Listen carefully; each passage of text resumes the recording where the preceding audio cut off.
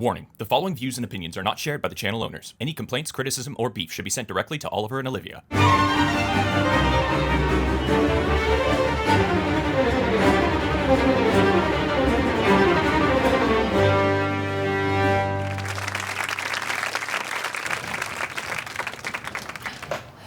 Hello, and welcome to Hot Tea with Oliver and Olivia. I'm Oliver. And I'm Olivia. And this is a show where we update you on all the most interesting entertainment news of the week. We're kicking things off today with the AI slice of the pie, updates on AI in the film industry. Ooh, rawr.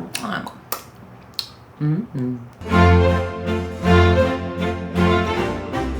Well, this week, the Directors Guild of America, the DGA. DGA, I've been there, super cute Building, has a preliminary agreement with the AMPTP that basically ensures that AI-generated content will stay under the director's control. Directors will now know if a film is planning to use AI and will have ultimate control over how that AI is used. Basically, it means it's down to the individual.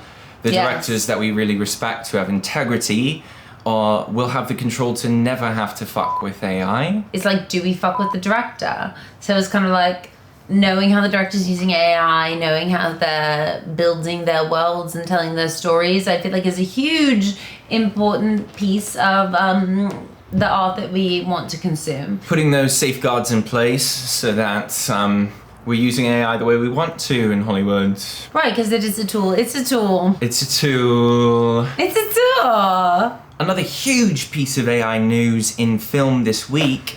On Thursday, the Senate Judiciary Committee passed the No Fakes Act, which basically gives protections to any artist to own their face and voice and likeness in use in AI, meaning that no AI version of them will be created without their consent.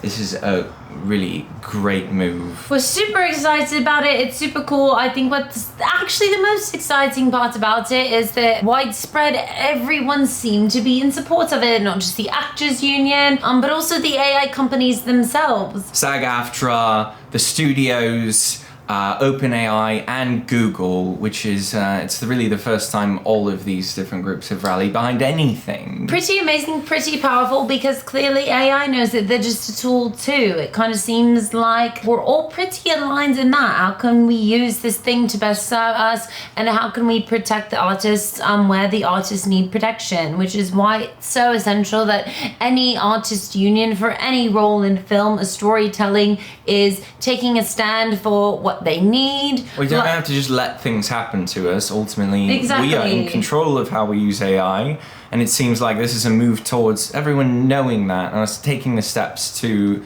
be in control of how it affects our lives and our careers. God, we're all humans. We want to know what the human experience feels like, and I think everybody is going to vote for that over anything else, and that's thank God. Which brings us to our last AI slice of the pie news this week. I can't say that I've ever watched a soccer game. What about you, Olivia?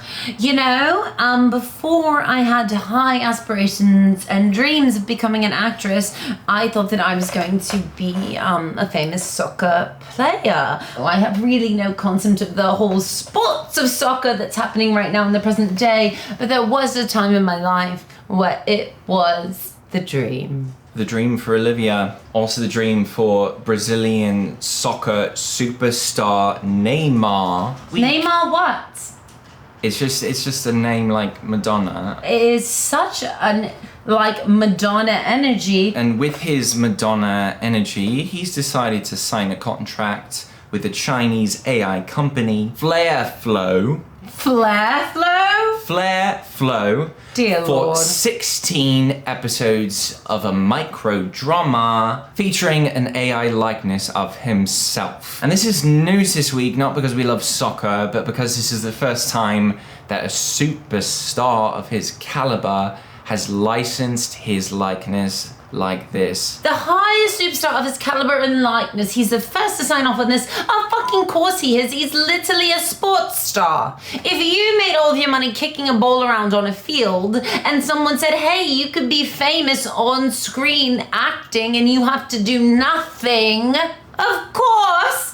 He's going to say absolutely yes. Where do I sign on the line? How much money do I make? He doesn't give a fuck. What's even more disturbing than that is that people will probably watch this horrifying AI-generated micro-drama and they'll love it. They'll just eat it up like the little piggies they are. What I think is also interesting about this, and I would like to make a small prediction about, the way the studios are making the most money right now literally is professional sports. I can see lots of sportsters going for a deal like that. Oh, this is indeed. honestly setting a precedent. And I'm sure we'll have lots more to share about this in the coming future with other sports stars and their AI likenesses. For the past few weeks, we would, at this point, be moving on to top box office. However, as we put these videos out on Saturdays, it doesn't make much sense to talk about last weekend's top box office. I don't think you're coming to us for the top box office. However, what was the top box office, Oliver? Well, number one this past weekend was Steven Spielberg's Disclosure Day. It was actually Steven Spielberg's highest grossing opening ever, which I find a little interesting. I find that exciting for Steven. He deserves it. And just a quick follow-up on the box office. In week 5, Obsession took the number 2 spot. It's now made 300 times its budget, which is fucking crazy. We all want authentic stories, and when a story feels authentic and truly came from your heart and something that passion was guiding you to tell that story, people will resonate with it. And I think that that's true no matter what platform or what thing you're trying to do to tell a story. I do think that that rings true. I think it's really awesome that with the YouTube stars, this is the Brigsby back. I think it's really amazing that with the YouTube stars striking massive gold at the box office, getting the youngins out to the movies. It's also really cool to see a master of their craft, Mr. Steven Spielberg. Congratulations, Steven. You really are the fucking go. You're the go. You're the go, Stephen. One more quick note about box office. This weekend is expected to be another huge box office weekend with the release of Toy Story 5. So it should be a great time. Toy Story has proven with every sequel that it is tapping into the current heartbeat of the childhood experience, and I'm really excited to see what they do with this whole technology, how technology affects childhood. And I think we're going to take our son to see Toy Story as well. Yeah, so. I think we should take him to see it. Hey, Brigsby, you're kind of stealing the attention a little bit here. We also touched a little bit on the YouTube to Hollywood pipeline, but we're going to skip that segment this week as well and move right on to the Nepo Baby Tracker. Oh God, Oliver, I love the way that you introduced the Nepo Baby Tracker. I love when you do the little...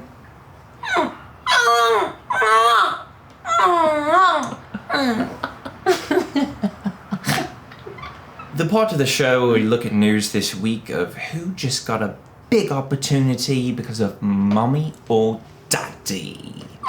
This week we're featuring 2 Nepo babies, the first of which, his father, God rest his soul, is one of the greatest actors of all time. Indeed.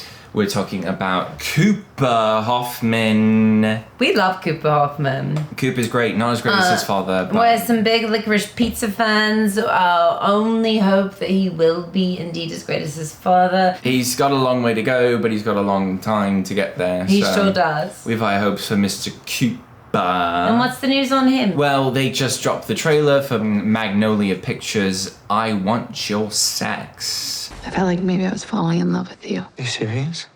No, I just said that to fuck with you. Get it, Cooper? I want your sex. Not sure I want your sex, Cooper Hoffman. I don't really want it either. You're too young for me. And Cooper Hoffman also just this week landed the lead role in Hulu's drama pilot Durango. sounds really boring. Sounds boring as fuck. Yeah, a Durango, like a car, like the SUV, a Durango. And our second Nepo baby of the week. We mentioned earlier, Disclosure Day opened to huge numbers this past weekend, and it stars our boy Wyatt Russell. Wyatt Russell, son of Kurt Russell, married to Goldie Hawn, parents of Kate Hudson. Can the family get any more Nepo? I don't know. Kurt Russell himself is a Nepo baby. I've never seen a family of so much incest. Running deep right through their fucking veins, coursing through actors, actor. If you're not an actor, you fail, because everything this family was built upon is that you must go into the business. As always, we don't hate Nepo babies. No. We just love to keep an eye on them. If a Nepo baby slays, fuck yeah. If they suck, well, you suck. And I'm gonna say it first. And that brings us to the end of Hot Tea with Olivia and Olivia. I suppose that's the end of the hot tea. Come back next week. Every Saturday we put out one of these little videos. Maybe there'll be more interesting news next week. I hope so. Hope your tea's hot. Burn it up, microwave it.